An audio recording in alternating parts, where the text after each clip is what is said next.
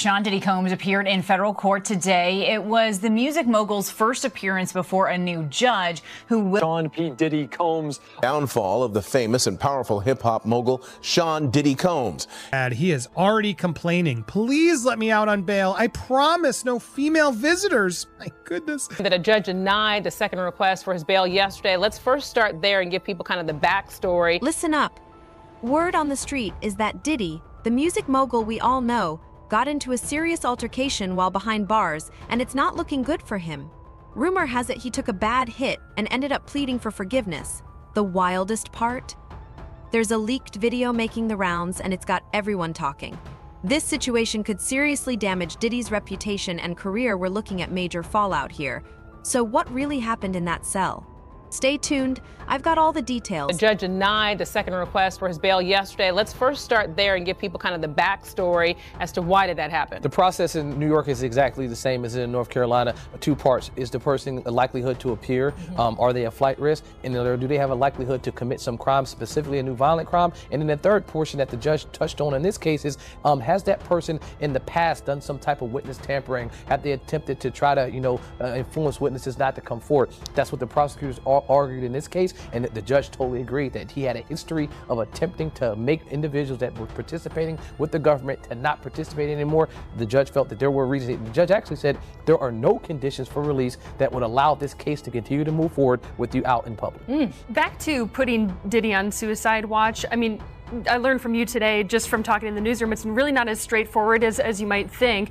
As the former chief magistrate, you made decisions like this. So what exactly does that process look like? In the process, when we would set conditions for release in Mecklenburg County, for instance, all of the 30+ magistrates, determining if a person could go or leave, typically you're setting conditions either for a secured bond, unsecured, or a written promise to appear. However, if that person at some point decided to say, you know what, in the process of them talking to you or finding out what would happen, that they wanted to kill themselves, then you were required to notify someone immediately, look, this person has made suicidal ideation or thoughts, and now we're not safe with allowing them to leave. They're going to be held here. If they made that statement during the process of intake, for instance, the sheriff's department would decide to keep them there and wait and determine, okay, now we'll put them under evaluation because they're not safe to leave, and or they may harm themselves or others. And so that process is definitely not straightforward, but there are red flags that go up instantly because nobody wants to be sued by this situation. Do you think anyone makes those statements on purpose? Have you ever dealt with a situation where they intentionally do that? Maybe they don't want to be with the other inmates? I've seen that happen in the past, but I can tell you if a person makes that determination,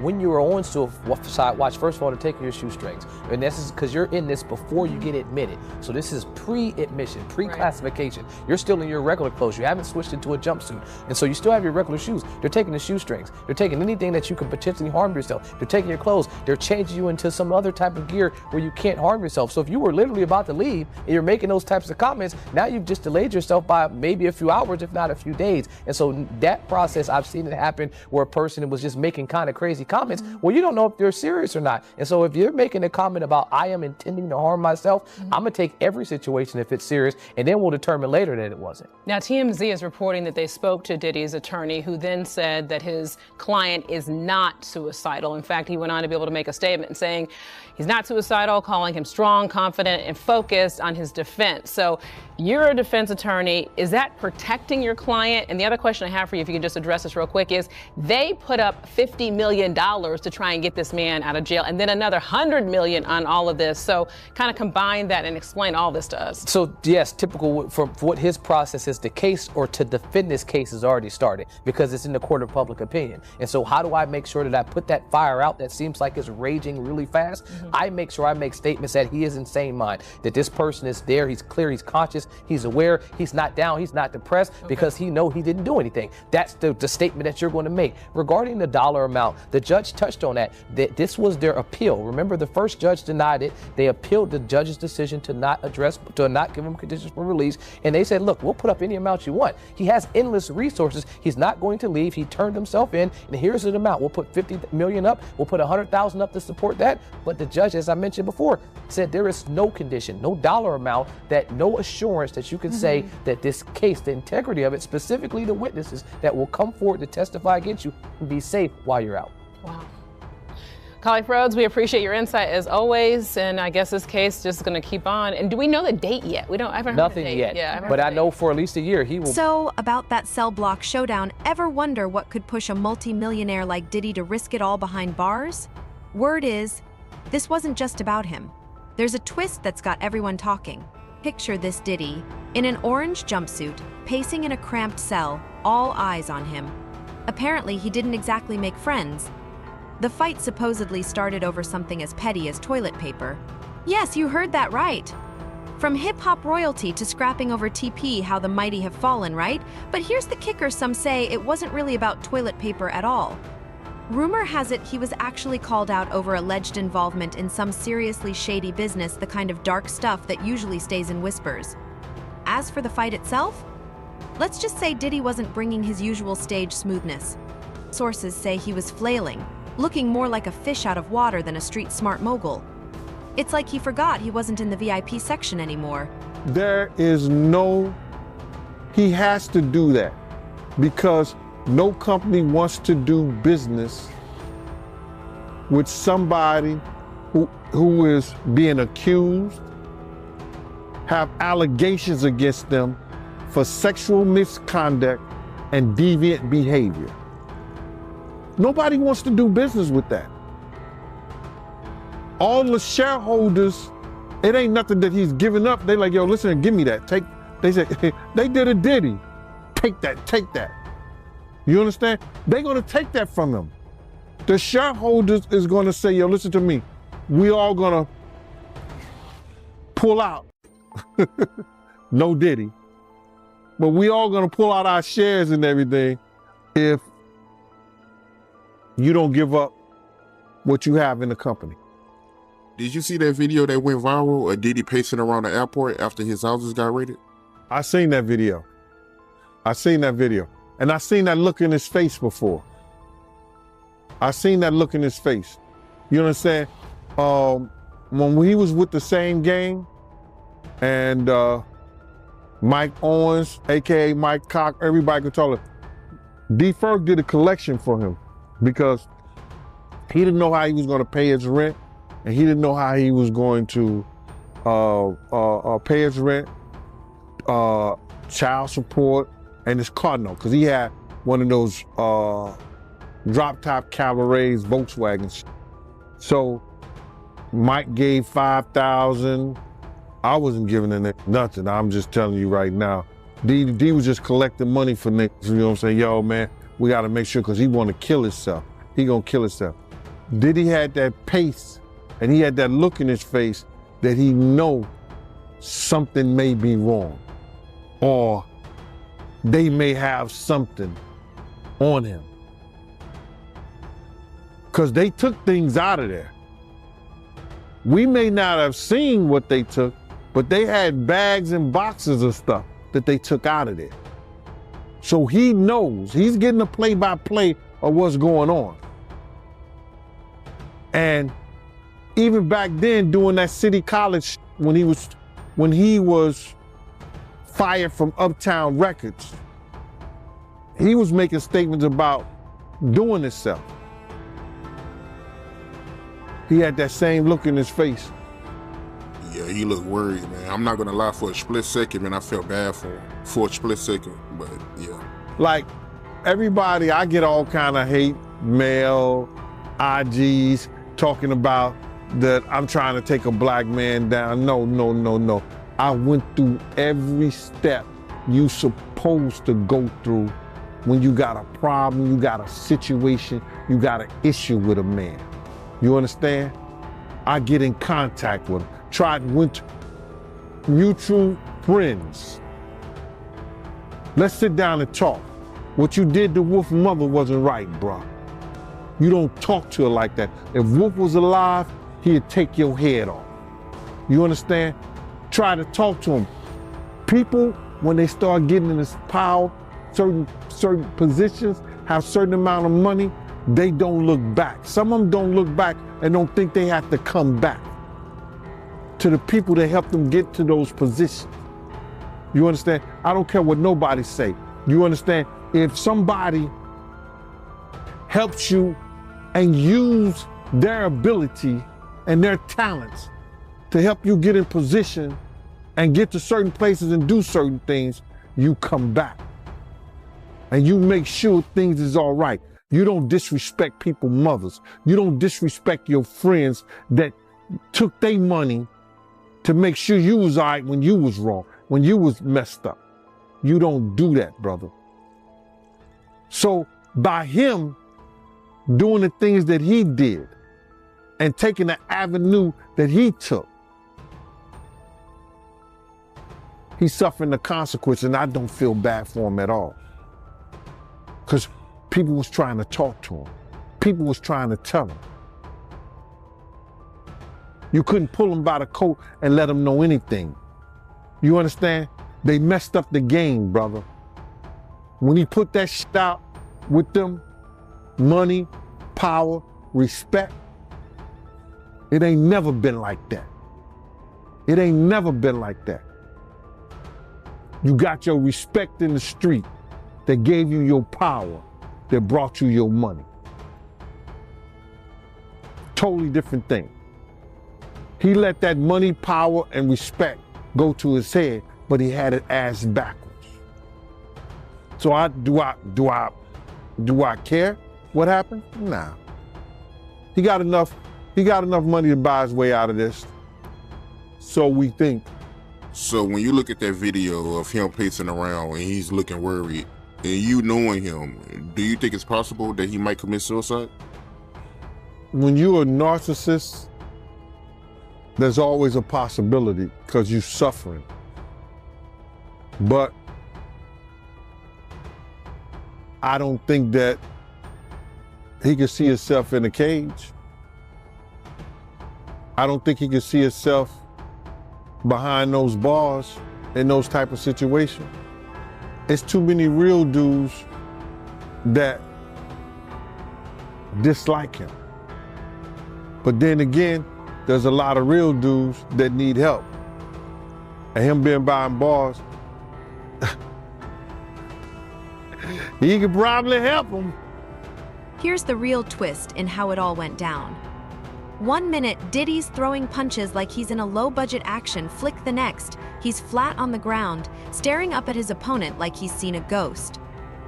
And just when it looked like he was about to take the beating of a lifetime, guess who steps in? Not a guard, not another inmate, but the prison chaplain. Imagine it Diddy on the ground, fists flying, and in walks this calm chaplain, breaking it up like it's just another day on the playground. People are buzzing about this unexpected intervention. Some are calling it divine, others are wondering if Diddy's got some sort of holy connection. Either way, it saved him from what could have been a serious mess. But don't think this is the end of Diddy's troubles, oh no. This fight is just the beginning. What happens next might make you question everything you thought you knew about the man who brought us I'll Be Missing You. Red is representing some of Diddy's accusers. Our Michelle Fisher sat down with All Red to speak exclusively about the atmosphere surrounding the high-profile case. It's really all about power and abuse of power. Prominent attorney Gloria Allred, who has represented accusers of Harvey Weinstein, Bill Cosby, and R. Kelly, speaking exclusively with Eyewitness News. She now represents an undisclosed number of Sean Diddy Combs' alleged victims, including Talia Graves. The trauma of the assault has taken a toll on my mental health. Tonight's 2020 special, The Secret Life of Diddy, detailing Combs' fall as he faces individual and class action lawsuits and federal charges of racketeering conspiracy, forced sex trafficking, and prostitution. He's pleaded not guilty, his attorney saying prosecutors are seeking to criminalize sex that was consensual. Consent is a big issue, and it is the government's burden in a criminal case to prove any charge and all charges beyond a reasonable doubt. That's a very high burden to prove. Combs is now asking a federal judge for a trial date next April or May, and we could see ex-girlfriend Cassandra Cassie Ventura take the witness stand. This despite an undisclosed settlement reached 1 day after Ventura filed a lawsuit against Combs last November, accusing him of rape and abuse. Even if there are confidential civil settlements, there's always an exception in the law. They can still testify in a court of law if they are subpoenaed to do so. This bombshell surveillance video leaked in May showing a 2016 incident where Combs appears to assault Ventura, her friend Tiffany Red detailing alleged verbal abuse in the 2020 special. And as soon as he answered, "Where are you?" So that was like my first time being like, something is wrong. Combs remains behind bars after 2 judges denied his request for bond, citing in part dangers of obstruction and witness tampering. Allred says it's a tactic we've seen before in high-profile cases. Sometimes there are criminal charges filed not only against the defendant, but also against the person who is his friend or supporter who does threaten a witness. And that was the case in the R. Kelly criminal case as well. In a third attempt to get out of jail and tell his trial, Combs is again offering a $50 million bond and promising strict home detention. His attorneys writing in a brief to a federal appeal court judge, quote, "Sensationalism surrounding his arrest has distorted bail analysis." Girl, brace yourself. What Diddy did after that beatdown left even the toughest inmates stunned. Is this really the same guy who once claimed he was born to fly? Because after that scuffle, he looked more like a grounded bird. Picture this Diddy sprawled out on the cold prison floor, his designer jumpsuit a mess. The man who used to rock custom suits was now shaking like a leaf. It's a far cry from the confident Diddy we're used to seeing on red carpets and in music videos. Here's what happened once the fists stopped flying. Word is, Diddy went from bad boy to sad boy fast. He wasn't just rattled, he was straight up begging. Can you imagine? The same guy who built an empire was pleading, saying things like, "Please, I'm sorry, I didn't mean it," over and over. Some even say he offered to put money on the other inmates' books just to get them off his back. From hip-hop king to offering commissary bribes, now that's a real fall from grace. The MDC Brooklyn, and we got the report on what's happening there. Doesn't look good, guys. This one doesn't have a lot of good Yelp reviews. We're also going to talk about this manipulator-in-chief, this woman who many say, and she's been mentioned in some of these lawsuits, was one of the people really behind helping to allow this to keep going. And yes, Diddy will be appealing later this afternoon. We will be there with the updates to let you know if this new judge will let him out of jail. In the meanwhile, let's look at this place that he's in jail, this new home, this troubled Brooklyn place. Here's a picture. It's a high-rise. It is not getting good reviews. I mean, not that it should, but you know, there should be basic human rights. And this place has faced intense scrutiny amid a spat of vicious inmates, you know, going after each other badly, complaints about dismal living conditions, including maggot-infested food, filthy cells, power outages. Apparently they go weeks without any sort of heat, which is, you know, not good, especially as the cold rears its head. These apparent conditions were brought to the spotlight during the trial of Maxwell. You know, I can't say the full thing. You know, the notorious Madame of Jeffy, when her attorney ripped the facility for the reprehensible and utterly inappropriate facilities. She complained about using the bathroom, which was an open sewer drain, rats running around, rotten maggot-infested food, freezing temperatures for roughly a week when an electrical fire caused all the light and heatings to go out in the building. Apparently, violence-plagued federal lockup made headlines when it was hit with the claims that the staff had allegedly covered up a knifing at one point. It holds pretrial detainees as well as those serving short federal sentences. It holds about 1,700 inmates. Yeah, look, it's not a good place. As multiple places reports are coming in explaining more about it. Yeah, let's see who else has been here. We had R. Kelly. So he's in good homes there. R. Kelly. He's it's also Michael Cohen was there. Fetty Rap, Alison Mack from that trial, Ghislaine, and now he is in there as he's waiting to see what will happen next. It's interesting. We got his location. I had a picture here. I don't want to show this, but yeah, Sean John Combs. I have his registration number. He's located there. This is in like the prison database. You can go find it, and it's interesting because he's in the SHU, the SHU, which apparently with John Witherspoon is most likely for his own protection and also to keep him from like cutting deals, because you can get in there and cut other deals with prisoners in exchange for protection, extra food, commissary items, etc. Interesting insight from John there. I think it's spot on. They, you know, regardless if people want him to, you know, get shivved, he shouldn't right now. He shouldn't. Nobody should. He should be put in jail for the rest of his life. I'd much rather that outcome than have him get out quickly if he did all the things he did. Let's get to the truth of this first. But I want to talk about another part that's coming out as more people are spotlighting this woman right here. This one right here has been called his, I can't read the name. Sorry, I can't say certain keywords, but hopefully you understand why. I'm doing my best. Doing my best, chat. But Sean Diddy Combs once called his Combs Enterprise Chief of Staff, Christina Koran, his right hand. It's a Karam? It's Karam. Source close to the federal investigation believes she is more his manipulator in chief. If anybody is a gatekeeper, Christina would know everything, the source added. High-ranking supervisors were flagged in the 3-court federal indictment, charging Combs with all the things we've said. Combs has pleaded not guilty of the charge, but remains in custody. He's now offering a $500 million bail, which was rejected. We'll see if he gets this appeal today. Karam has not been arrested or charged with any case. So does that mean she's working with the feds? Because if his right-hand man is actually sharing the secrets, well, he's even more in trouble, right? That's the done deal. Now, is she nervous? If she's implicated or caught doing this as well, they might give her a plea deal or less time in order to sell out Diddy. When you're really under the gun and the pressure is on, it happens.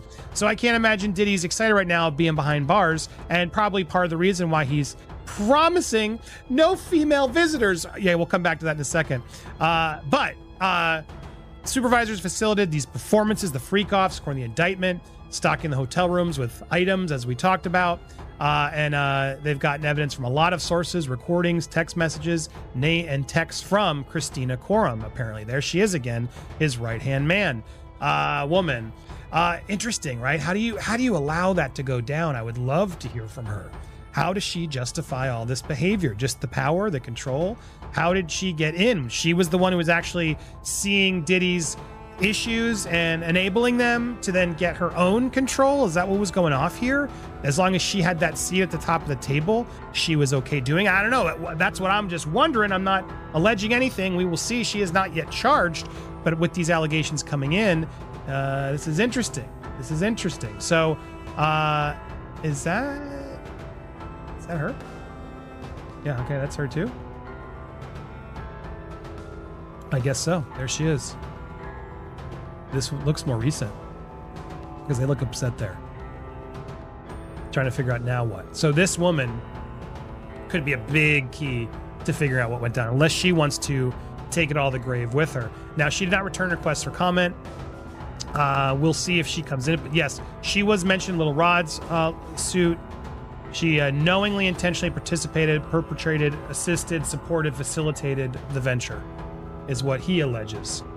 And Quorum required Combs' domestic employees, including the butler, chef, housekeepers, to carry a fanny pack with substances there, pink drug combination of things, and he could indulge his choice at any time. So she apparently, according to these rumors, would be there ready and willing to ensure he could have any substance, people, etc., etc. So if all true, a lovely individual. She's, I'm sure, very happy right now to be caught in this web. But that's where we stand. So far from this, this mansion that he was in, now he's in the raid. He's going to be in this high-rise security complex for it could be a little while. We'll see if today he is able to get out. That'll be the big question, and we'll be there covering the updates as we get them coming in. Sadly, this is New York, so we won't get this televised. It's so frustrating. All we get is sketches. We can't even get photos. I don't understand how this is just. Free press, all these trials are public knowledge. We should be able to be in there to ensure that we're getting the facts. But he's protected right now due to it being in New York, and we will stay tuned and be here. So make sure, if you haven't already, hit that subscribe button. Hit that bell for alerts right there. Hit that all. And then when you get those alerts, smash that like. Leave a comment down below. We'll be covering this case and a lot more. We got a lot more stuff in the bank, but we're obviously leaning into the updates as they come in, and more are coming in. I think today, if he loses his appeal or wins his appeal, I think it's unlikely, based on the sources I'm talking about, that will comfort more people to come forward, right? Can he get out? Is he really behind bars? It's done. I'm seeing already some private threads and things that we may talk about later. illuminating a lot of things. So you might be wondering, why would Diddy, the man who built an empire, end up begging? Well, fear does strange things to people, but some say it's deeper than that. Rumor has it his tough guy act was just that, an act. And now, with his back literally against the wall, the real Diddy is showing up. But don't think his pleas made everything peachy. The other inmates watched the whole scene, and let's just say they weren't impressed. Some laughed, others shook their heads, as if they couldn't believe this was the same Diddy who used to rap about being untouchable. One inmate even scoffed, "Man, I thought this guy was hard, turns out he's softer than a pillow at the Four Seasons." Ouch, that's gotta sting more than any punch. But here's where it gets interesting. While most inmates were clowning him, there was one guy watching closely, taking in every word and plea, with a look like he'd just hit the jackpot. Makes you wonder what secrets might Diddy have let slip in that desperate moment? We don't know what they subpoenaed, but we know that prosecutors believe Combs did not act alone. He's the only one charged, but they believe as the leader of what they've called a criminal enterprise. There were a network of people who worked for him, who enabled freak-offs, these orgies that women were allegedly forced to partake in after they were drugged and held against their will. So prosecutors are amassing a lot of evidence. That's all going to be part of this trial now set for May 5th. And of course, that reignites the question here of, will we see more defendants named? But also, Aaron, we know that Combs' lawyers are accusing federal prosecutors and agents of leaking that hotel surveillance footage of Combs that prosecutors say shows him attacking his then girlfriend, Cassie Ventura. And Aaron, we know this was originally obtained by CNN, but what are both sides in this case arguing about that piece of video? Well, the defense is accusing the government of leaks, and they want it to stop. The government says that's a baseless accusation. The government didn't even have the video before it aired on CNN, a prosecutor said, and they said this was just a defense tactic to try and get a damning piece of evidence removed from the case.